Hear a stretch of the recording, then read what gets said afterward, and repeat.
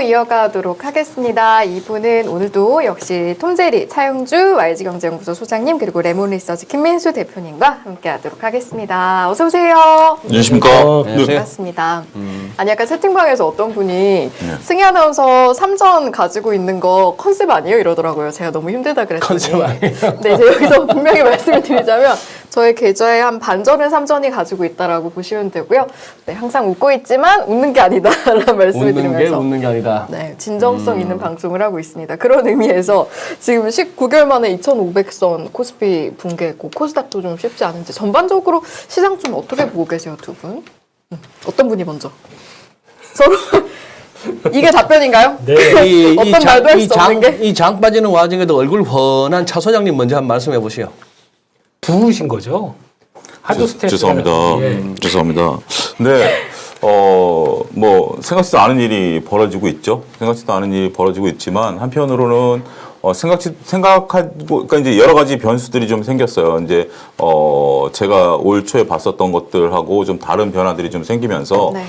시장이 대응하지 못하고 있는. 그러니까 1분기 같은 경우 처음에 지정학적 리스크가 터지고 원자재 가격이 급등할 때도 한시적으로 봤었습니다만 이게 지속화되면서 이게 경제에 이제 깊숙이 그 어떤 안 좋은 병균들을 퍼뜨리고 있다라고 봐야 되겠죠. 처음에는 단순한 상처로 끝날 줄 알았는데 이게 이제 고질병이 돼버린다라는 것으로 인해서 경제랑 주식이 망가지고 있다라는 겁니다. 상당히 좀 안타까운 현상인데요. 어떻게 보면 우리가 여기 뭐 이쪽에 오른쪽에 쭉 앉아 있는 시커먼 세 분들 입장에서 본다라면 시커먼 세 분. 야, 어떻게. 제가 시커멓긴 하네요, 오늘. 승양수 빼고. 그러니. 여기 세 분 또 저 할 것도 제가 왜 없나요? 이런 얘기를 하냐면 제가 벌써 이렇게 버럭하지 말고 예. 왜 이런 얘기를 하냐면 예. 어떻게 보면 이것도 네. 하나의 주식시장의 모습이다라는 점을 말씀드리고 싶어서 그런 거예요. 우리가 이제 우리나라 같은 경우 사계절이 뚜렷하진 않지만 사계절이 있는 나라인데 주식시장도 사계절이 분명 존재하고요. 그렇기 때문에 이 추운 겨울을 이겨내야 되는 것도 주식시장에 있어서 필수적인 요소라고 봅니다. 우리가 좋은 날만 생각하면 반팔만 입고 다니다가는 겨울에 얼어 죽잖아요. 근데 2020년에 뛰어들었던 분들은 겨울옷을 준비 안 하신 분들이 많을 것 같아요. 근데 지금은 겨울옷을 준비하신 분과 겨울옷을 준비하지 않으신 분들이 느끼는 체감적인 고통은 엄청난 차이가 있을 것이다. 질문이 있습니다. 주식시장에서 겨울옷을 준비한다라는 건 어떤 개념일까요? 그러니까 추위가 올순다라는 것은 안다라면 내 계좌에 대한 관리 방안을 강구해내야죠. 예수금이 됐던 리스크 관리가 됐던 이거를 견디려고 했던 마음의 여유가 됐던 뭐가 됐던 그런 것들을 대비를 항상 하는 거죠. 네. 오직 한방향 통행만이 아니라 그러니까 오히려 이렇게 대비하시는 분들은 2020년에 큰 수익을 못 냈었을 수도 있어요. 왜냐하면 2020년이라는 상황이 왔을 때도 이게 좀 과하다라고 해서 발을 뺐었을 수도 있어요. 하지만 지나고 보면 대비를 하신 분들의 수익률과 전혀 대비를 하지 않고 될 때 벌어야지라고 했었던 분들이 브레이크가 안 걸렸던 분들의 차이점은 극명하게 드러날 것이다라고 좀 말씀드릴 수가 있겠죠. 알겠습니다. 김민수 대표님께서는 어떻게 보셨어요? 보나마나 눈으로 봤다 그럴게요. 맞아요? 말씀하셨지 않습니까? 저희 이제 고품격 방송으로 가자고. 그런, 저질 개그 이런 거. 저질 개그. 예. 이준 선생님한테 얻어 마셨어요. 본격? 네네네. 네. 예, 이런 말꼬리 잡아, 이런 거. 이제 가급적이면. 말꼬리. 네. 죄송합니다. 네. 네. 계속할까요? 네. 그냥 그런 것 같습니다. 너무 우리 톰 소장님께서 교과서적인 얘기를 하셔가지고 그런데 이게 다 주식의 하나의 일부분입니다. 그러니까 몸으로 느끼고 뜯기고 같이 굴르고 피 낭자하고 막 이런 현상들이 피는 낭자 안 하면 안 돼요? 아니 근데 원래 그런 피어가면서 거예요? 주식시장에는 더 끔찍한 얘기도 있어요. 하지 마세요. 안 되는 게 나을 것 같아요. 여기까지는 안 아직 했어요. 주린이 네네네. 우리 방송에서 할 얘기는 아니고 네. 많이 들어보셨던 분들도 있을 거예요. 예. 네. 근데 이거를 모르겠습니다. 이제 아마 처음 겪으시는 분들이 밤잠도 못 잔다. 그리고 또 진짜 지금 좀 심각하게 생각하시는 분들은 그거죠. 내가 와이프한테서 돈을 받아왔는데 잘 되고 있지? 이런 거 한마디에. 네. 이런 장에서 깜짝깜짝 놀라는 거죠. 뭐 잘 돼, 뭐 이러면서 네. 이런 상황에서 그러면 방에 슬그머니 이불 덮고 검색하면서 미국장 보면서 어떡하나 이거 어떻게 얘기하나 왜 이렇게 맘싸 안고 계시는 분들이 더 많다는 게 이게 지금 또 하나의 현실인 것 같고요. 근데 어쩔 수 없습니다. 근데 경험해서 이렇게 겪어내고 그다음에 또 다른 변화 나오고. 그러니까 어떻게 보면 지금 이 시장에서 제가 보기에는 이런 거 다 한번 주식 하신 지 아직 뭐 2년 정도, 3년 정도 되셨던 분들 같은 경우는 이런 내가 피부로 느끼는 것들 이거를 다 한번 좀 기록해 줬으면 좋겠어요. 그래야 이게 또 시장은 반복됩니다. 또 이러다가 또 안정 찾고 뭐 해서 또 올라갔다 그러면 지금 한 달 전, 두 달 전에 일을 다 까먹어요. 그럼 그때 또 어떻게 대응가 이런 때 만약에 그러면 어떤 섹터가 움직이고 어떤 종목군들이 시장 대비해서 좀 강했고 그런 특징들 같은 경우도 한번 기록은 소장님 전문이신데? 아니 뭐 김미수 대표 제가 허용할게요. 쓰세요. 아유 감사합니다. 예, 예. 기록을 허락받고 지금 하시는 거예요. 저희 이거는 기록하는 사이입니다. 알겠습니다. 네. 근데 기록은 중요한 것 같긴 해요. 이제 네. 어떤 장에서 내가 어떻게 대응했고 이게 물론 배우면서 이제 인포맥스 라이브를 들으면서 이제 배우는 것도 있겠지만 거기서 또 이제 던지시는군요. 그럼요. 그 내가 해석하는 기록과 건데. 매매 일지에 관련된 거는 굉장히 중요한 게 뭐냐면 그러니까 이제 시장 상황을 기록하는 것도 있지만 매매 일지에 대해서 기록을 하라라고 많은 분들이 얘기를 해요. 그리고 저도 이제 그것을 시작한 분들을 봤고 저도 이제 시작을 하고 저도 그 제 책에도 그런 내용을 썼는데 그거를 해보신 분들은 자기만의 김민수 대표님 왜요? 또 사례들라. 또 책 얘기 오랜만에 나왔습니다. 저도 오랜만에 혹시 들었어요. 그 터털 트레이딩? 터털 트레이딩? 예. 거기 보면 기록을 여러분들이 해 놓는다라는 것이 김민수 대표가 중요한 얘기를 했어요. 우리는 망각의 동물이기 때문에 이런 거 만약에 우리가 이제 내가 이렇게 했었으면 됐었을 텐데 그거 하고 여기서 내가 뭘 배웠다. 그렇게 넘어가시는 분들이 있어요. 근데 그게 한 달, 두 달 지나면 잊어버려요. 그렇기 때문에 이준 선생님 제가 뭐 직접적으로 여쭤보면 일주일 전에 뭐 드셨는지 기억 안 나시잖아요. 맛있게 먹었던 뭔지. 그러니까 현실이 그렇기 때문에 그걸 해놓으시면 제가 그걸 처음으로 보고 느꼈던 게 차장 때 우리 그 지점장 하셨던 분이 지금 그 주식을 좀 잘하셨어요. 본인 잘하다가 갑자기 무슨 피를 받으셔가지고 선물 옵션으로 바꾸셨어요. 자기 주종목을. 그러면서 이제 여러 사람들을 찾아다니면서 이제 막 하고 하다가 그분이 그때부터 매매 일지를 쓰기 시작하시더라고요.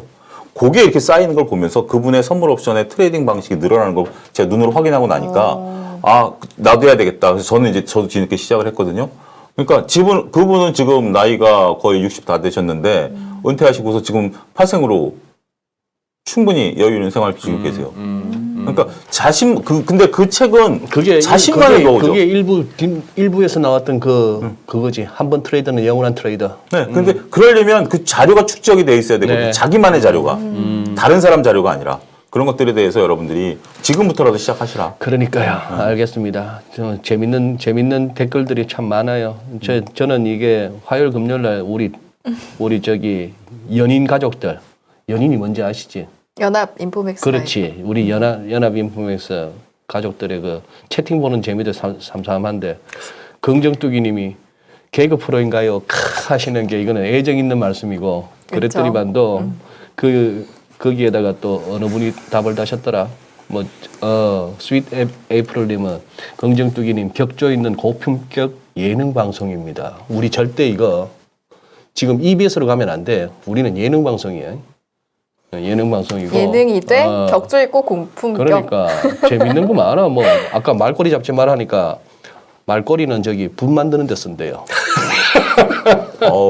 제주도에서 최고죠.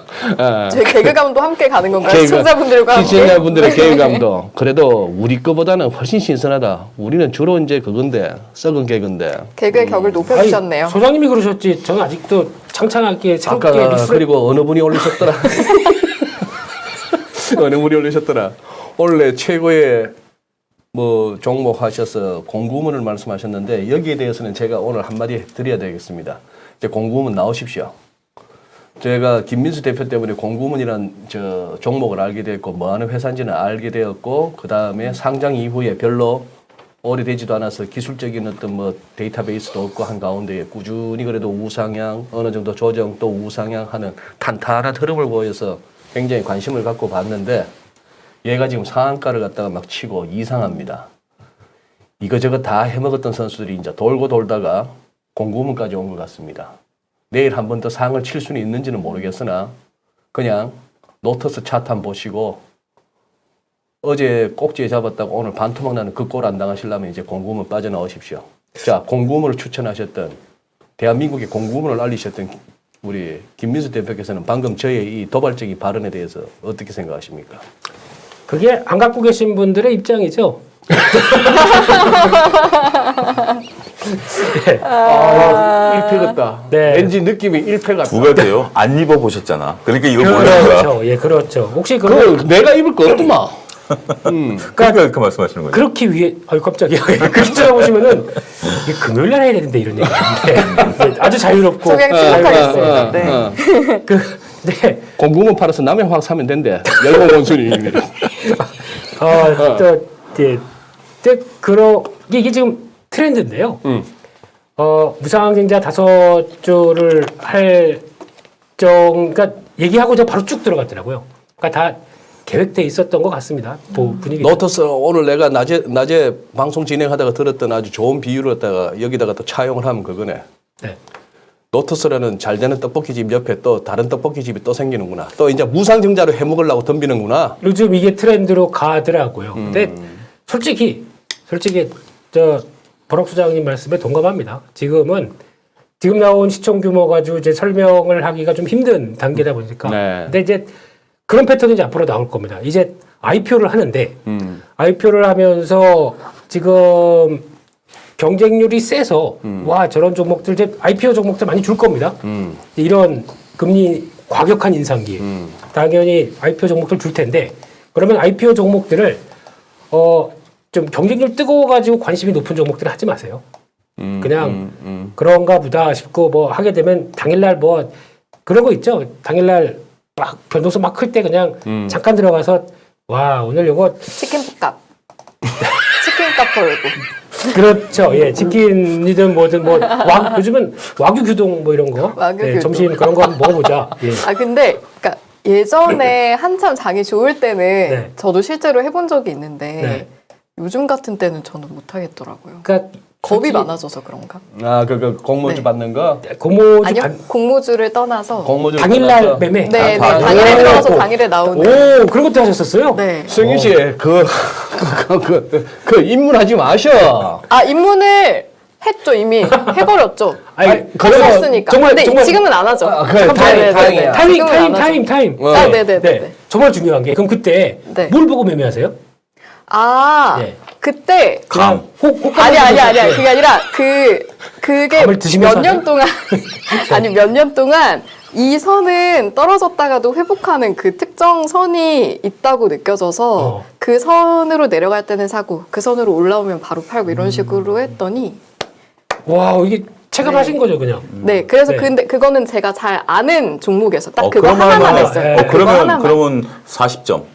충분히 줄만해요. 빵점은 안 해요. 아 그래요? 아니 이렇게 참한 승희 씨가 왜 자꾸 인생이 누구처럼 피폐해질라 그래? 제 인생이요?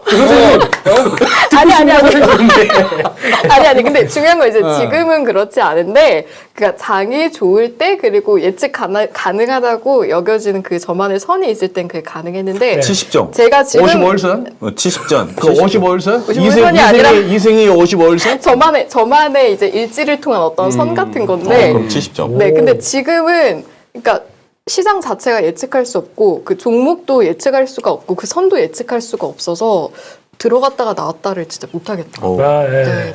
틱순이 등장. 틱더리로 성장 갑자기 가능성이 닉네임- 높아 보여. 저 잠깐 닉네임이 화낼 일이 뭐예요? 하나 있습니다. 네네네. 화낼 일이 있는데 그 김민수 대표가 이제 그 무상증자를 얘기해서 네. 오늘이 화요일이죠. 주말에 나왔던 모 유력 경제지의 신문 기사를 제가 노터스 관련해서 봤는데 노터스 관련해서? 제가 거의 30년 가까이 주식 시장에 있으면서 들어보지 못한 얘기를 많이 들어봤습니다. 김민수 대표님 권리락 효과라고 아세요? 권리력과 있죠. 권리락 효과가 뭐예요? 싸 보이는 거. 그러면 그게 주가가 올라가야 되는 요소가 되나요? 저는 권리락 효과라는 얘기를 처음 들어봤고요. 두 번째는 무상증자를 하기 위해서 자본잉여금이 많다라는 것은 그 회사가 우량하다라는 얘기입니까? 자본잉여금이 아니고 이익잉여금. 자본잉여금. 그러니까 돌아가니까 자본이요. 자본잉여금을 이제 또 자본금으로 돌린다. 자본잉여금을 자본금으로 돌리는 게 무상증자잖아요. 그러면 그런 재원이 있다라는 것은 회사가 우량하다라는 증거라는데 그게 논리적으로 맞습니까? 그런 얘기가 기사에 나왔어요. 기자 그렇게 썼어요.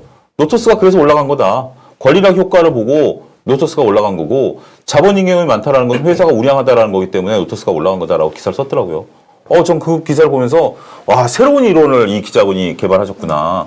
야 정말 대단하다. 어떻게 자본잉여금이 많다라는 게 회사가 우량하다라는 거. 자본잉여금은 비싸게 팔아서 남긴 돈이잖아요. 주식을 비싸게 파는 건데 그게 우량도랑 무슨 상관이 있어요? 그러니까 만약에 톰 소장님처럼 이렇게 접근하게 되면 매매가 안 됩니다. 그냥 단순 논리에서, 그러니까 지금 시장이 특수한 상황이죠. 지금 다 안 됩니다. 다른 웬만한 종목들 다 안 되는 상황에서, 그러니까 쉽게 얘기하면 각기 쏠리는 거죠. 이런 현상들이 나오는 게. 그래서 이게 이번에 그것도 뭐 모씨가 주도한 거라던데. 제가 테마주라고 해서 이것저것 막 건드리고 뭐 사료도 건드리고 뭐도 건드리고 했던 친구가 이 무상증자 테마까지도 만들었다는 썰이 들리던데. 말을 아끼겠습니다. 그거에 대해서는 말을 아끼는데 근데 지금 결국에는 이제 IPO 종목들을 볼 때 들어올 때 결론 그거 같습니다. 이번에 청담 글로벌이라는 회사도 그랬습니다.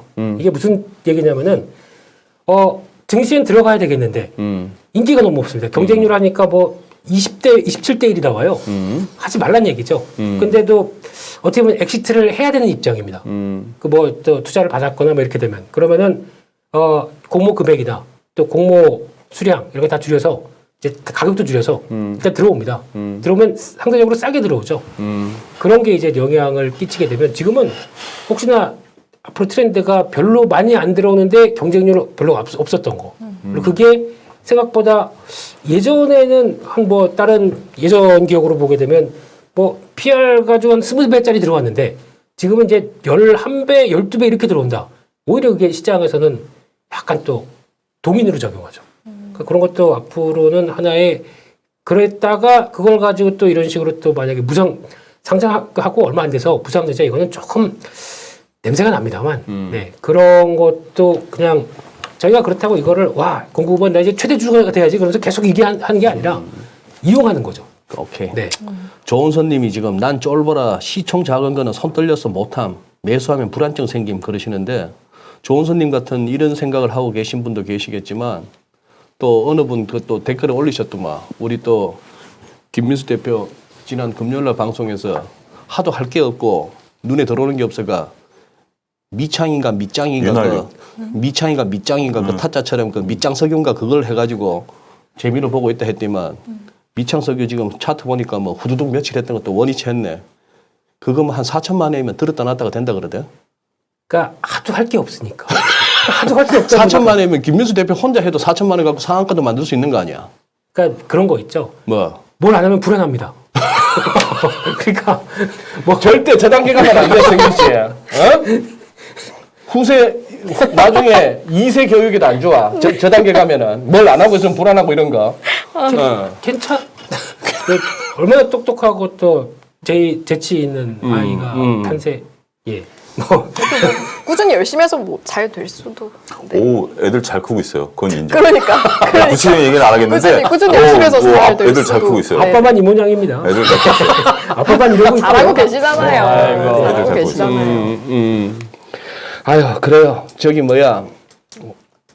벌써 공부해서 얘기 좀 합시다 하다가 벌써 안 하고 방송을 한 서너 번 뛴 것 같은데 코인 시장 어떻게 보세요? 왜 이런 것 같아요? 같이 녹아나나? 지금 이런 식으로 증시에서 시가총액 녹아나는 거하고 크립토 시장에서 이거 녹아나는 유동성이 엄청나요 지금. 크립토 뭐 슈퍼맨이세요? 크립토 행성에서 오셨. 오늘은 조금 도를 넘는 것 같아요. 가상화폐. 내가 뭔 소리를 해도 뭔 태도를 해도 꼴 보기 싫은 거지. 아닙니다. 그냥 뭔가 이런 어려운 장에서 시청자분들과 좀 소통하면서 그만할게요. 저 잘못했습니다. 네. 왜 이런 것 같아요? 지금 태워져서 없어지는 돈이 엄청나 지금 유동성이. 저는 코인에 대한 명확한 얘기는 수도 없이 했습니다. 전 코인은 보지도 않고 제가 여태껏 포털 사이트에서 비트코인 가격 조회한 게 10번도 안 될 겁니다. 정말요? 예, 저는 저보다 덜 보신 것 같은데. 왜냐하면 나는 이쪽 시장에 아예 관심이 없기 때문에, 난 모르기 때문에, 나는 코인에 대해서 지금도 이해가 안 되고, 아는 것만 하시는. 블록체인에 대해서 이해가 안 되고, 더군다나 내가 이해를 더 안 하려고 했었던 이유 중에 하나는 누차례 말씀드린 게 있습니다. 저는 주식을 하는 이유가 EPS를 보고 주식을 하거든요. 네. EPS의 PR이 움직이는 건데, 네. 이 코인은 EPS가 없다라고 저는 인식이 되고, 오직 PR만 있기 때문에 저는 이거는 심리로 움직이는 거다. 그래서 제 상식으로는 지금 코인이 이렇게 움직이는 것들, 은 저는 뭐 그렇게 고민은 안 하고, 그다음에 제가 한 가지 오히려 더 의구점이 드는 건 그래요. 제가 그러니까 미천한 지식으로 처음에 이제 다른 코인들은 모르겠습니다. 비트코인 같은 경우 탈중앙화를 외치고, 그다음에 어떤 뭐 나름대로 가치의 저장, 그다음에 어떤 안전적인 거 이런 거 했다라면, 그렇다면 이럴 때 오히려 더 부각돼야 되는 거 아닌가? 라는 생각이 좀 드는데, 같이 밀린다라고 하면 글쎄요, 과연 그 얘기가 맞는 것인가? 라는 생각 들고 좀 찹찹합니다. 지금 비트코인이 움직이는 거에 이상한 현상은 일단 신뢰감이 무너졌다고 봐야 될 것 같고요. 그 신뢰감이 뭐냐면은, 그러니까 이 시장도 결국에는 레버리지 좋아하는 사람들이 레버리지로 쓰다가 레버리지로 망하는 이런 꼴이 지금 나오고 있습니다. 이게 이제 처음에 뭐 또 얘기 보니까 이더리움에서 좀 나오기 시작했고, 이더리움에서 뭐 파생 상품 때면서요? 예, 뭐 벌써 다 있습니다. 의무로 양으로 다 있고, 거기다가 이걸 통해서 나오는 뭐 이제 근본적으로 그런 거죠. 맡겨놓으면은 20%를 준다. 이거에 대한 논리에 대해서 전혀 뭘 설명할 수 없는 근거가 없는데, 그러니까 사람들은 왜 그걸로 왜 모르지? 그런 거는 묻지도 따지지도 말고 그거는 사기야. 이제 와서 생각하는 거죠. 이제 아유. 와서. 그러니까 이렇게 강남에 말하니까. 가보시면은요, 그 승희 씨 나중에 친구가 갑자기 연락이 와가지고 강남 번화가 아닌 강남 그 라인 중에 한적한 역에서 만나자 그래서 갑자기 밥을 저녁 때쯤 만나자 해서 갑자기 무섭게 왜 아니 그런 밥을 말씀을 먹을 그래서 난 당연히 친구랑 밥 먹는 줄 알고 딱 가는데 그게 친구예요? 식당이 아닌 다른 길로 이상하게 들어가면 어머, 너무 무서워요. 100% 다단계입니다. 그런데 수백 곳이 있습니다. 아, 그래요? 수백 곳이 있습니다. 근데 중요한 게 비트코인도 보면은 이제 가격을 올려서 이렇게 꾸준하게 올라갔던 논리 중에 하나가 그게 있거든요. 이것도 레버리징. 그러니까 이제 와서 이제 이렇게 약간 시장이 약간 흔들리고 무너지려고 하다 보니까 지금 와서 나온 얘기가 그겁니다. 이게 LTV 25%로 밀려줬대요. 비트코인을 갖고 있다. 25%면 그럼 레버리지가 얼마입니까 이게? 그걸 밀려줘가지고 이 사람들이 뭐 했냐면 또 비트코인을 샀습니다. 그러니까. 예. 이렇게 되다 보니까 그럼 이제 계속 탑을 쌓던 거죠. 이거 뭐 레고 만들듯이 이렇게 쌓는데 이렇게 올라가던 게 가격이 빠지기 시작하게 되면 레버리지가 쉽게 말하면 담보가 부족되는 거죠. 그러면 이제 쌓아갔던 거에 50% 내려가기 시작하게 되면 거기서부터 이제 지금 다 흔들거리기 시작하는 거죠. 다들. 그러게요. 이게 가격대가 21,000달러래요. 네. 얼마 안 남았습니다, 지금. 근데 그게 타격을 받기 시작한다라고 하게 되면 이쪽도 아마 또 확 뭐 또 이런 광풍이 불어지는 이런 단계가 아닐까 해서 지금 두려워하고 있는 단계죠. 그러니까 뭐든지 위험 자산에 대해서 레버리지 쓰는 자체가 이제 문제가 되기 시작하는 거죠. 그러니까 저희가 보통 선물 옵션 같은 경우도 결국에는 문제가 방향성을 맞다고 하더라도 뭐 구조상으로 그렇지 않습니까? 이게 결국에는 다 15배짜리. 그러니까 지수를 축소해가지고 15배 정도를 해서 선물을 하는 거고, 거기다 곱하기 30배를 해서 옵션을 하는 거고, 이런, 그러니까 좀 리스크를 이만큼 테이킹하고 있던 입장 쪽에서 방향성과 시간 가치까지 다 감소가 되다 보니까 옵션도 뭐 다 엉망 뭐 이렇게 되는 과정들이죠. 그러니까 그게 지금도 비슷하게 연관이 되다 보니까, 그러니까 위험 자산에서는 그래요. 그게 관리가 제일. 알겠습니다. 아유, 아까 나 혼자 네. 웃음 참느라고 애썼어요. 왜요? 어떤 포인트에서?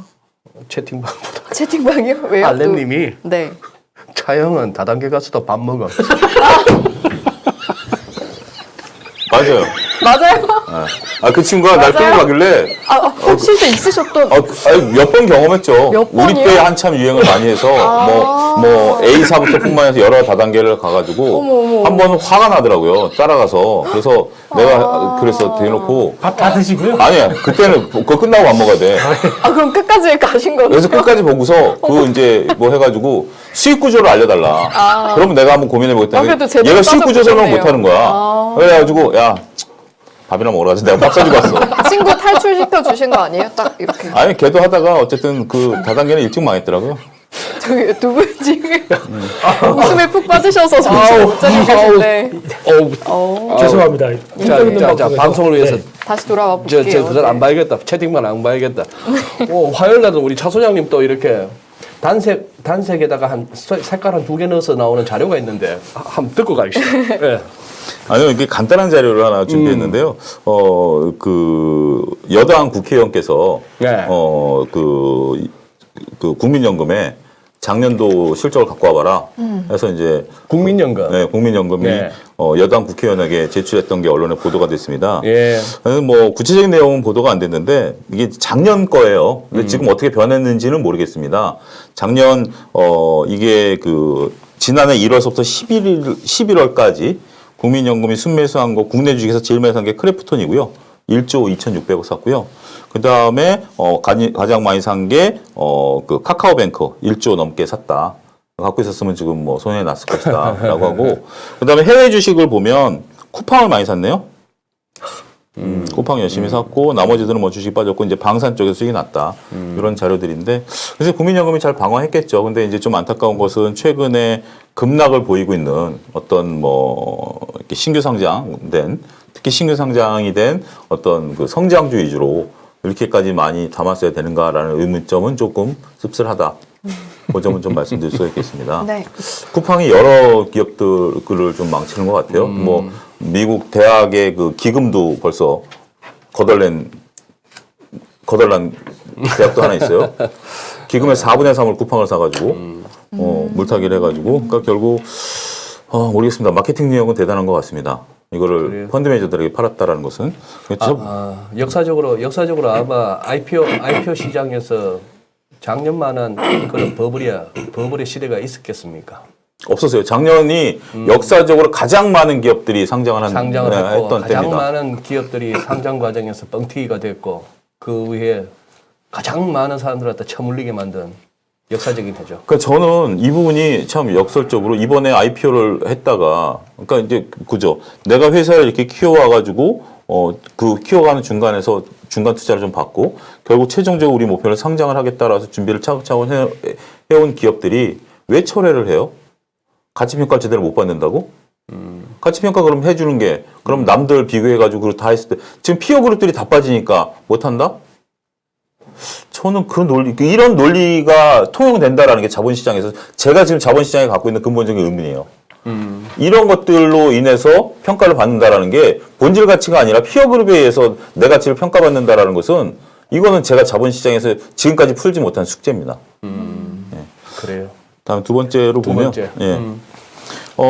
금융위원회에서 네. 대통령실에 보고를 한 내용이 언론에 보고가 됐습니다. 네. 우리가 이제 그동안 얘기했던 거 지금 이제 공약에서 인수위에서 이제 지금 이제 금융위에서 이제 구체적인 내용을 해서 대통령실에 보고를 해서 이게 거의 정책화될 가능성이 좀 높다라고 봐야 되겠죠. 몇 가지 사항들이 있는데 우리가 이제 그 양도세 100억 이상으로 올리고 나머지는 좀 폐지하겠다. 이런 부분들이 있고요.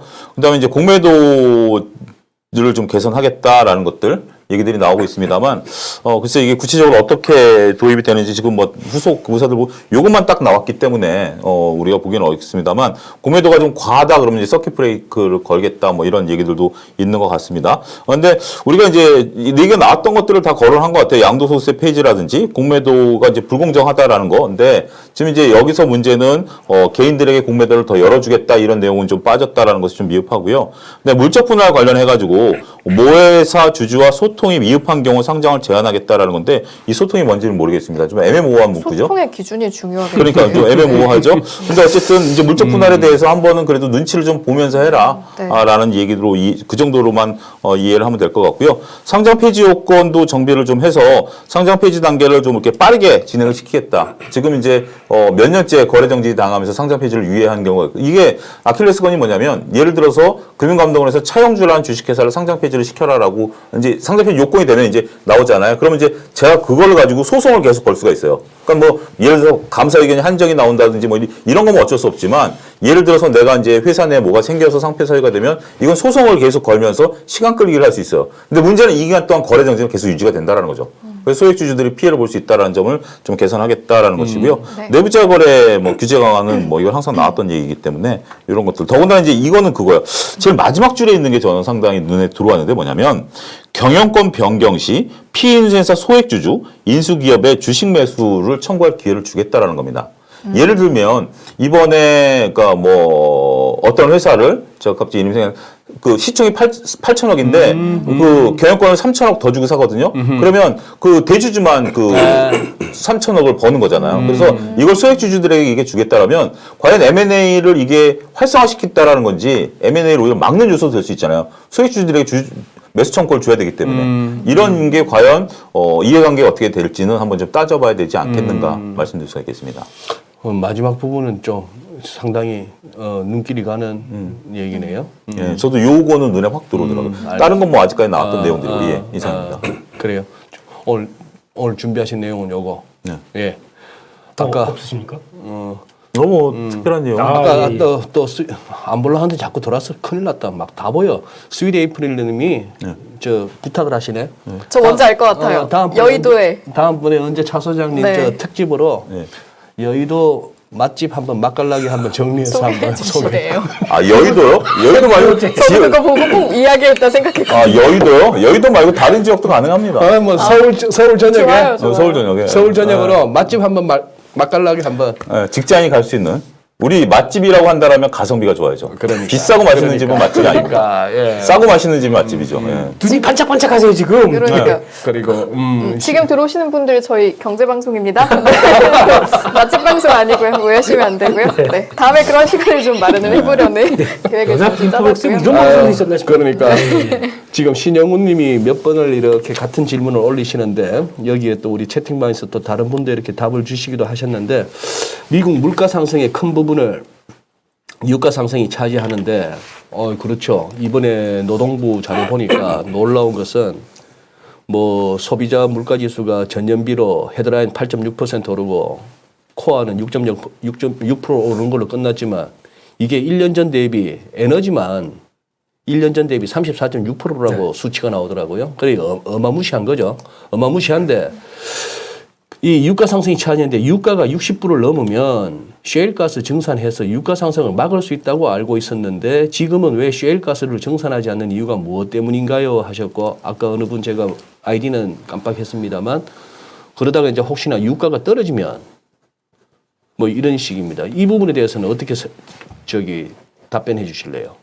이게 그 논리는 그렇습니다. 이제 유가가 화석연료가 채굴 대비해서 얻는 효용과 셰일가스가 채굴 대비해서 얻는 효용이 다르죠. 채굴 비용 자체가 다릅니다. 근데 이제 이 채굴 비용이 셰일이라든지 신재생 쪽이 굉장히 높죠. 그러다 보니까 이게 셰일을 채굴하는데 제가 알기로는 대략 이제 좀 많이 낮아요. 한 $50 정도? 뭐 편의상 그 정도 합시다. 뭐 정확하게 모르니까 $50 정도라고 하면 유가가 $50 밑으로 내려가면 셰일가스를 팔면 팔수록 손해죠.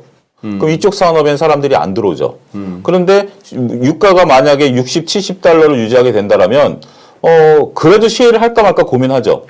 기껏해야 $10, $20 남겨 먹으려고 하는 경우는 별로 없겠죠. 채산성이 낮은, 그러니까 좋은 데는 가능하겠지만, 근데 이게 $70, $80 올라가게 된다라면 셰일을 적극적으로 팔려고, 이거는 미국 같은 나라에서는 정부가 손을 안 대도 들어오겠죠. 오케이, 알겠습니다. 이거의 그리디 패러티인데, 유가하고의 차원. 오케이. 네, 그리디 패러티인데 지금은 이게 유가가 쉽게 내려올지 어쩔지 불안한 거죠. 유가가 수요로 인해서 탄탄하게 유가가 올라간다라면 이쪽에 투자가 일어날 텐데 지금 투자가 안 일어나는 건 아닌 것 같아요. 투자는 늘어지고 있는데 이게 지금 만약에 전쟁이 끝나고 일시적 요소가 돼서 다시 유가가 수직 급락하게 되면 기껏 판 벌려놨다가 될 수 있기 때문에 판단 내리기가 쉽지 않을 거다라는 제 개인적인 견해를 말씀드리겠습니다. 추가 설명. 제가 몇 주 전이었나요? 네. 저는 유가가 싸 보인다. 싸 보인다. 말씀드리고 그렇게 나왔는데 요즘 나온 데이터를 보다 보니까 저희가 보통 얘기하는 리그수라고 있습니다. RIG. RIG. 예, 리그라고 하는데 네. 채굴하는 기기 유정기 수. 예. 회사 이름입니다. 이렇게 막 영화에서 보면 막 이렇게 막 파는 거. 이렇게 해야 돼요? 하여튼 뭐 네. 네. 이게 먹을 거 생각하셨죠? 네. 그래서 쭉 올라오는데 지금 수준이 어디 정도까지 왔느냐? 2019년도 수준 근접하게 와 있습니다. 리그수가. 많이 회복됐던 말씀이죠. 많이 회복됐죠. 이런 상황에서 이제 지금 나오는 거는 다들 이제 수요와 공급 관련된 이제 공급 쪽 얘기 많이 하지 않습니까? 네. 그러니까 러시아 같은 경우도 지금 손해는 보죠. 그러니까 쉽게 얘기하면은 어차피 그렇다고 다 채굴 시설 갖춰놨는데 그냥 놀리면 안 되지 않습니까? 그러면 그냥 굳어버립니다. 그러니까 뽑아내죠. 뽑아내는데 이거를 중간에서 아유 감사합니다. 그러면서 쉐쉐 이러면서 사가는 중국이 있고 인도는 나마스테 이러면서 또 맞나요? 네, 이렇게 사가고 있고 한 30% 할인된 가격으로 이게 거래는 됩니다. 유지는 되고 있어요. 그러니까 이게 어떻게 보면은 만약에 이게 진짜 안 되고 러시아에서 거의 그냥 잠겨 있고 이쪽으로 물량이 안 나왔다고 하게 되면 이게 더 문제겠죠. 그러면 지금 인도나 중국 같은 경우는 어디선지 또 사와야 될 거 아닙니까? 그러면 벌써 폭등했습니다, 유가는. 그런데 이게 지금 음으로 양으로는 지금 어떤 균형 관계가 지금 맞아가고 있는 상황이에요. 근데 여기서 이제 앞으로 이 상황에서 신재생을 계속 강조한다. 신재생을 하게 되면 지금 설치해가지고 뭐 이것도 에너지 쪽은 가장 빨라야 3년, 5년입니다. 단계가. 그러니까 계획해서 좀 들어가게 되면 아직 멀었거든요. 네. 그러면 이 사이에는 당장 이번 겨울 어떻게 납니까? 그러다 보니까 이제 들어오는 건데 중요한 거는 여기서 만약에 유가가 한 단계 레벨업 되잖아요. 제가 보기에는 수요 파괴가 나옵니다. 못 따라가요, 수요가. 그러면 유가가 또 출렁이겠죠. 자, 이제 조목적으로만 보게 되면 유가 관련돼서 밀리면은 대한항공, 올라가면 S오일. 이렇게 보시면 될 것 같습니다. 모든 길은 로마로 통하듯이 두 개를 사야 되는 그 어떤 주제와 그 어떤 설명 끝에도 종목은 언급된다. 아, 대단한데. 그거 하나로 제가 지금까지 이러고 살아오고 왔거든요. 이러고 살아오고. 궁금한 게 네. 그러면 이게 이런 식으로 예측을 하시고 분석을 하시잖아요. 네. 그러면 이럴 때 동시에 두 개 다 사실 때도 있으세요? 아니요. 그렇진 않아요? 이거 하나 빠지고 하나 올라가면. 저 하세요? 뭐 어떻게 될지 파생하는 것도 모르니까. 아니고. 네. 아, 그렇진 않고. 그러니까 이게 유가에 어차피 이제 항공주를 산다는 얘기는 이제 환율이 약간 부담이긴 한데 근데 만약에 지금 유가 가지고 이제 출렁이 나왔을 때는 또 시장은 항상 그렇잖아요. 뭐 수혜주 찾기가 항상 나오잖아요. 그러면 그동안에 좀 위축됐던 대한항공도 지금 오늘 보니까 이렇게 쭉 올라오긴 했는데 여기서 그러니까 약간 그 같이 그려보게 되면 주가 비교를 보게 되면 반대로 움직인다. 약간 비슷하게. 그래서 그래요. 네. 알겠습니다. 대한항공 680만 원짜리 좌석에 요만한 스테이크 줬다면서요? 그 신문 보고 감자 3개하고 그것 때문에 올리셨더라고. 죄송합니다. 두 분 괜찮으세요? 아니 주말에 올라온 빅뉴스였어요. 아이고. 자, 어쨌거나 우리 아까 그 쉐일 관련한 질문에는 채팅방에서도 많은 답이 있었습니다. 뭐 채팅방에서도 상당 부분 정치적인 부분이 있고요. 뭐 이렇게 신재생 에너지 뭐 클린 뭐 이런 식으로 그린 이렇게 밀어붙이는 그런 역량이다 보니까 그놈의 또 ESG에도 또 걸립니다. 뭐 이런 등등이 있어서 이 정치적인 부분은 뭐 저희들이 논할 조금 이렇게 역량도 안 되고 또 여기는 항상 예민해서 그냥 그 정도도 한번 꼭 경제적인 이유만은 아니다 하는 거는 그거 하시고요. 자, 아이고, 아따, 우리 제리도 얼굴 빨개졌지만 좀 전에 그 스테이크. 저는 바로 옆에서 보고 있었습니다. 자, 시장 얘기 좀 합시다. 네. 아까 일부에서 좀 들으셨는지 모르겠는데 김준성 대표께서는 지금 목에 칼이 들어갔고 지금 사든지 팔아라 하면은 코스피 사고 싶으시대. 그리고 혹시나 싶어서 저기 약간의 해지 내지는 그거 해지 차원 내지는 그래도 몰라서 싶어서 그 와중에 또 여유가 있다면은 달러원 환율도 약간 조금 더 가는 쪽으로 두 개가 말이 안 되는 얘기지만 그렇게 하겠다 하셨어요. 오늘 어떻게 지금 보니까 굉장히 지금 그래요. 유럽장이 좀 강하게 시작하나 싶은데 지금 마이너스 돌고 있고 지수선물 흐름도 지금 약간은 미국도 아까 낮보다는 조금 약해져요. 플러스긴 한데. 근데 오늘 우리 장이 재밌었어요. 오전에 한번 거의 보합 갔잖아. 네. 보합 갔다가 또 한번 30포인트 이상 쭉 밀렸다가 네. 또 막판에 쭉 이렇게 또 이렇게 당겨졌어요. 어떻게 보셔? 이 정도면은 뭐 여기서는 또 당장에 추가 하락보다는 한번 반등 한번 하다못해 2600 트라이라도 한번 해보다가 일단 2600까지는 한번 트라이 해보자. 콜? 아, 저요? 어. 네. 제가 생각하는 상황은 미국 시장은 아직 완벽하게 바닥은 안 찍었습니다. 네. 그 55개월 선에 55개월 월간 차트 월봉 보면은 월봉이었어. 딱그한 1200선 정도가 아직까지는 열려 있습니다. 나스닥. 네. 나스닥 월봉상으로 보게 되면 그래서 그런 상황 쪽에서 지금 나오는 지표 몇 가지를 본다고 하더라도 빅스 지수 빅스. 네, 아직 위쪽으로 살짝 더 열려 있고요. 네. 그런 상황 쪽에서 아직도 장단기 금리 차도 두 번 터치를 합니다. 단기적으로. 4월 달에 한 번 터치, 지금 또 터치.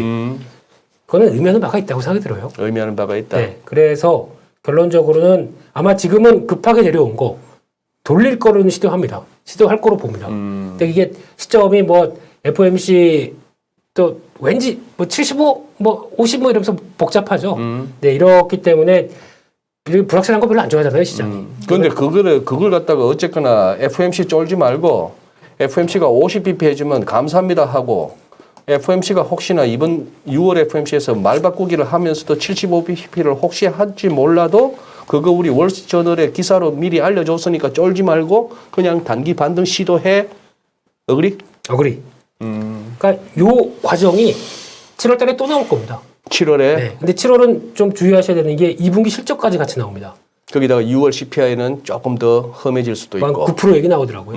네. 그러니까 지금 나왔던 이런 패턴들 그대로 7월 달에도 판박이. 근데 끝나고 나서 8월은 쉬지 않습니까? 이상입니다. 네. 이상인가요? 네. 그 정도에서 일단 좀 숨통을 좀 틔워주고 그 다음에는 이제 9월 달부터가 문제겠죠. 9월 달부터가 근데 이게 지금 저희가 생각하고 있는 게 지금 다들 금리만 바라보고 있는데 이 QT도 만만치 않거든요. 그럼요. 그러니까 지금 9월 같이 달 시작해요. 6월 10월부터 그쵸. FOMC 회의 있고 QT 시작하고 15일이 기점입니다. 9월 달은 2배입니다. 그러니까 이것도 만만치 않은 유동성 흡수예요. 근데 거기다가 지금 같은 속도로 그러니까 결국에는 이제 지금까지 풀었던 거 그냥 쏴 하고 흡수하겠다는 입장이지 않습니까? 지금 기조로 가게 되면. 근데 이게 경기가 버틸까요? 이게 가장 큰 해답이죠. 그래서 지금 제가 보기에는 나스닥이 12,000대에서 흔들리기 시작한 거는 금리 때문에 빠진 게 아닌 것 같습니다. 연준은 경기를 잡을 것이다. 그러니까 이게 경기의 발목을 잡을 것이다. 이런 이슈 때문에 거기서부터 밀리는 게 더 많다고 생각합니다. 게다가 7월은 저는 2분기 실적 별로 안 좋게 봅니다.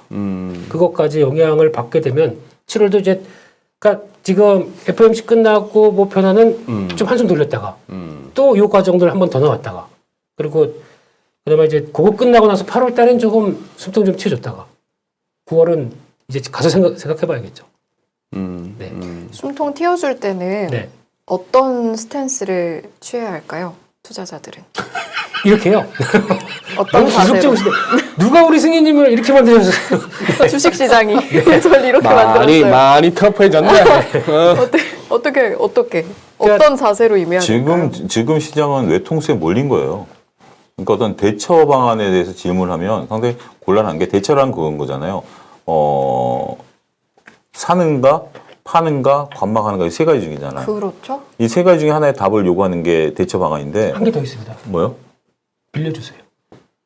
자금을 늘려야 돼. 그건 와이프론이 있는 분만 되잖아요. 남편이 없으신 남편론이 안 되잖아요. 보이프렌드론. 보이프렌론. 근데 여기서 지금 외통수로 몰렸다라는 것은 이 세 가지 중에 팔자가 적용이 안 되는 시장이에요.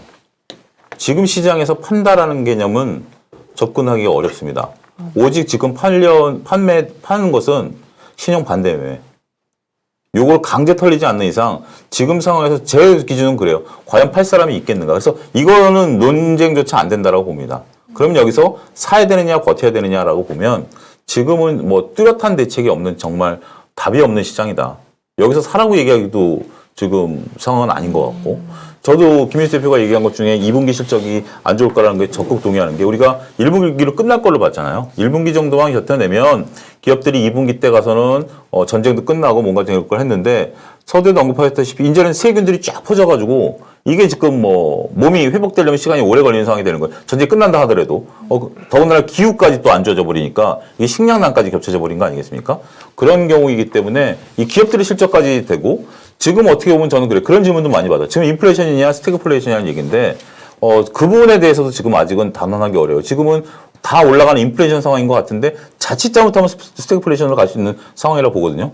그러면 네네. 그렇기 일단, 때문에 지금은 어떻게 대응하려고 하는 것들은 별로 그렇게 의미가 없다라고. 일단은 제가 드렸던 질문이 이제 김민수 대표님의 잠깐 쉬어가는 구간이 있을 거고 그 말씀에 대해서 그럼 그때는 어떤 자세를 취해야 할까요?라는 질문이 있었고 거기에 대해서 소장님은 대응 자체가 좀 무의미한 아니면 크게 의미가 없는 상황이 아닐까라고 해석을 해주셨는데 여기에 대한 대표님의 의견은 어떠세요? 판다를 왜 제외하시는지 저는 모르겠습니다. 곰 얘기 아니에요. 뭐, 예. 판다 뭐 이런 게 아니라. 네네네네. 판다는 중요합니다. 손절도 중요하고 판다. 그러니까 지금 내가 이 시장에서 오늘 같은 경우도 딱 보세요. 오늘 먼저 바닥 어느 정도 조정받고 탁 턴하는 게 어떤 섹터냐면 2차전지입니다. 2차전지 소재들이에요. 뭐 저 에코프로비엠은 거의 신고가 근접하고 있어요. 이렇다는 얘기는 그러면 내가 시장에서 봐서 그럼 아니면 또 많이 빠진 것들이 먼저 올라오거든요. 근데 지금 내가 갖고 있는 게 좀 어정쩡하다. 그러면은 차라리 이게 나중에 가게 되면 이제 자연스럽게 기계적으로 움직일 수는 있는데 지금은 안 되는 거지 않습니까? 지금 그냥 지수랑 내 종목 올라오는 것만 보고 계시는데 그게 중요한 게 아니라 같이 적정하게 움직여줘야 돼요. 이럴 때는. 그러니까 쉽게 얘기하면 가장 먼저 올라올 섹터 아니면 여기서 차라리 좀 조정 끝나고 신고가를 나올 만한 탄력 보이는 종목들 이런 거를 그 장 끝나고는 오히려 지금 같은 약세장 때는 좀 더 공부하셔야 돼요. 그래야 여기서 이제 미묘한 차이라도 내 계좌가 회생하는지 아니면 그냥 방치해서 끝났는지 여기서 많이 결정됩니다. 그래서 보통 시장 뭐 급락장 나오고 이렇게 되면은 아예 그냥 나가서 술이나 야 다 모여 어차피 없어질 돈인데 내가 쏜다 이러면서 막 이런 이런 거 진짜 안 좋은 거고요. 해야 됩니다. 체념 과소비. 네 결국에는 또 그 다음날 아침에 보고 카드 영수증 보고 또 고민 또 쓰리고 네, 마음도 속은 쓰리고 카드도 쓰리고 근데 마음도 근데 이게 왜 필요하냐면은 그러니까 지금 내 계좌에 뭔가를 좀 액션을 좀 취해줘야 돼 이런 때 같은 경우는 그래서 아마 지금 같은 경우도 제가 보기에는 첫 번째 실적 좀 나온다고 그랬다가 공매도 때문에 몸살을 하는 종목들도 있습니다. 대표적으로 기판주도 마찬가지고 그런 몇몇 섹터들 같은 경우는 먼저 그러니까 시장 하락하는 것보다 먼저 조정받고 이번에는 약간 좀 덜 빠지고 하는 종목들도 나오고요. 그러니까 이런 변화가 나오는 것들이 이제 그러면 이런 장에서 오히려 공매도가 청산이 됩니다. 신기하게. 그러니까 기관의 외국인이 매수를 해버려요. 이게 나오기 시작하게 되면 적어도 낙폭 컸다가 기준 저항권 정도까지는 살짝 고개가 들어 올리거든요. 그러니까 이거라도 노리겠다라고 하게 되면 대응해야 됩니다. 어디서 누가 5% 7% 누가 수익을 줍니까? 이런 약세장에서. 그래도 챙기고 차라리 한 다음에 그 다음에 내 종목으로 다시 들어오면 돼요. 그러면 요만큼에도 수익을 나서 뭐 1%에도 내가 복구를 하는 거죠. 이게 단련이 안 돼 있으면은 그냥 시장하고 지수하고 외국인이 사나 안 사나 이것만 보고 그러다가 아유 머리 아파 덮어. 그래 밑장 석유라도 열심히 하고 나서 다시 또 남의 화택으로 가는 거지. 그런 거죠. 2번 죽이시는군요. 그냥 요년 잘 걸렸다 그래가지고. 네. 참 이렇게 볼 때마다 용비어천가가 떠오르는 게 용비어천가요? 뿌리 깊은 남간 바람이 안 이미고 샘이 깊은 물은 가말이 안 익어쳐. 참 보면 우리 차 소장님의 저 듬직함 먹는 거를 제외하고는 그 어떤 것도 차 소장님한테가 흔들리게 할 수 없어. 그런데도 또 이 김민수 대표는 월화수목금을 나오는데도 무슨 주제, 무슨 질문에도 셈이 안 말라. 대단한데 마지막 질문. 요새 외신에 내가 오늘 여기저기 한 두어 군데서 했던 방송 내용이기도 하지만 지금 외신에 커피큘레이션 항복이라는 단어가 자꾸 나온다고. 항복. 그 왜 그 장폴 로드리고 교수 그 이렇게 버블 차트에 보면은 이렇게 갔다가 마지막에 뭐 그리드, 탐욕, 일루전 뻑가는 거. 그다음에 마지막 꼭지에서 뉴 패러다임, 메타버스 하다가 그 메타버스 대장조 차트 한번 보니까 어마어마하더만.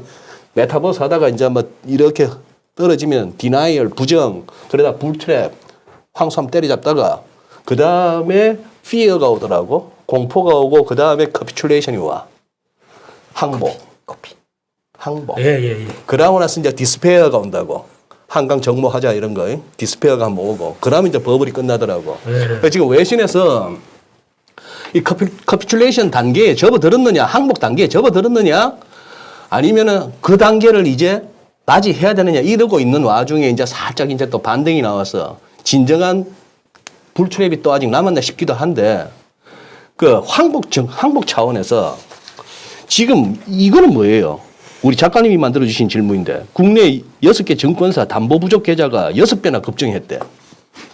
그렇다면 아직까지 반대 매매 완전히 안 이루어졌다는 얘기네. 항복이 안 됐다는 얘기네. 항복다운 항복이. 반대 매매가 드라마틱하게 드러났던 건 2020년 3월이고요. 그때 반대 매매 나가는 게 눈으로 보였습니다. 네. 반대 매매가 나가는 게 여러분들이 아는 것 대표적인 게 증권사 반대 매매가 있고 스탁론 반대 매매가 있는데 스탁론 같은 경우는 낮에 나간다 그래서 제가 그거는 모르겠고 증권사 반대 매매는 그 동시효과에 나가거든요. 그때 동시효과 때 확 밀렸다가 이게 반대 매매인데 지금 이제 이거 소리 없이 녹아 들어가는 거죠. 이 6배라는 게 크지만 그렇게 증시에 이것 때문에 주가가 밀린다라는 것은 아닌 것 같아요. 근데 문제는 이제 여기서 한 단계 더 지금 제가 걱정하는 것은 여기서 조금만 더 빠지면 전화가 많이 갈 겁니다. 끔찍한 전화. 3시, 4시쯤 되면 여직원들이 전화를 돌리거든요. 이건 통보하도록 돼 있기 때문에 의무사항이기 때문에 녹취를 남겨야 돼요. 그럼 4시쯤 증권사에 전화가 옵니다. 담보 부족이 발생했고 내일까지 메꾸시지 않으면 모레 아침에 반대매매가 나갑니다. 그럼 그 다음날 돈을 메꾸든지 팔든지 둘 중에 하나 이제 선택을 강요받는 거죠. 자, 지금까지 뿌리 깊은 나무의 설명이었고 세미 깊은 물의 설명은 세미? 네. 근데 이 정도까지 갔다는 거는 반성하셔야 되죠. 뭐가? 내가 신용 가지고 이런 장이 나올 때까지 액션을, 그러니까 그러니까 레버리지를 쓴다는 거는 진짜 누구보다도 손이 빨라야 됩니다. 그렇죠. 그럴 자신이 없으면 레버리지 쓰시면 안 돼요. 근데 이거 그냥 지금 레버리지를 쓰셔서 여기까지 만약에 반대 매매 지경까지, 그러니까 담보 부족까지 나왔다는 얘기는 그냥 내가 욕심이 많았던 겁니다. 그냥 어디 한번 큰 돈을 짧은 시간에 크게 벌어보려고.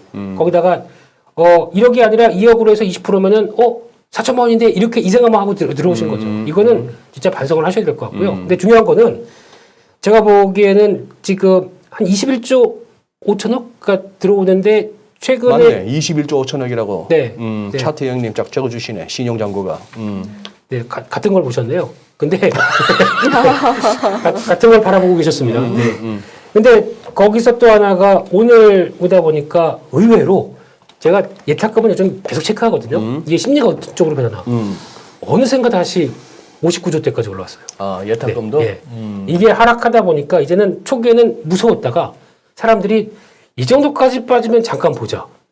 이거 반등을 해봐도 될 때 아니야라고 생각하면서 들어오는 자금도 만만치 않다는 것도 생각드는데 중요한 거는 21조 중에서 코스닥이 좀 더 높습니다.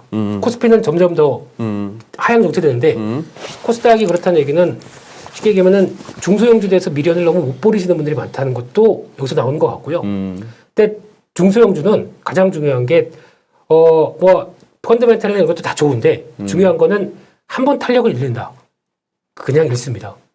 그걸 가지고 잃는 순간 그걸 가지고 이거는 뭐 투자 아이디어가 괜찮아 아니면 이런 거보다도 그러니까 내가 처음에 갖고 온 투자 아이디어나 펀더멘탈이나 성장성이나 이걸 다 파악한 다음에 그걸 가지고 내가 움직이는 한도 내에서 그러니까 알고 있는 범위 내에서 같이 탄력이 이어져야 되지 이게 사라지게 되면은 중소형주 그만큼 무서운 게 없습니다. 그렇죠. 네. 한 가지만 말씀드리면 신용을 쓰고 계신 분들 지금 들어가는 분들은 말고요. 신용을 썼는데 3, 4개월 됐다라면 내일 당장 증권사 무조건 전화하셔서 담보 비율 체크해달라.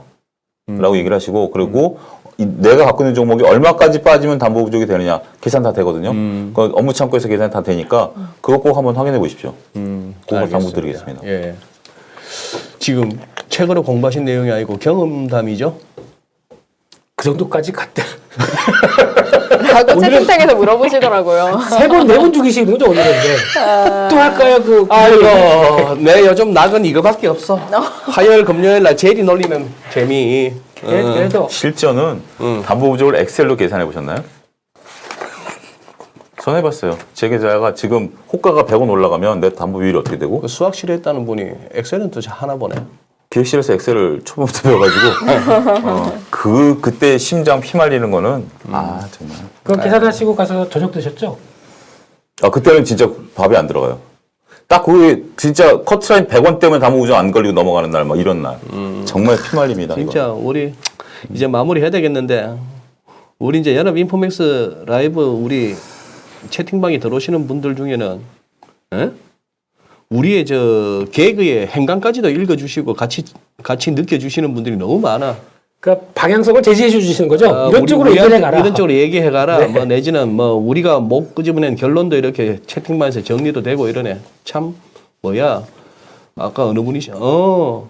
키프와캉님 이쪽에 한 방, 저쪽에 두 방. 이거 우리 이거 이 프로 오래 보신 분이야. 오래 보신 분이고 뭐 그러니까 여기 한 방, 저기 또 한 방 수위 때 그러니까 그리고 또 김우정님은 활용점정을 하시네. 남의 화택. 여기 실시간으로 좀 보여줬으면 좋겠어요.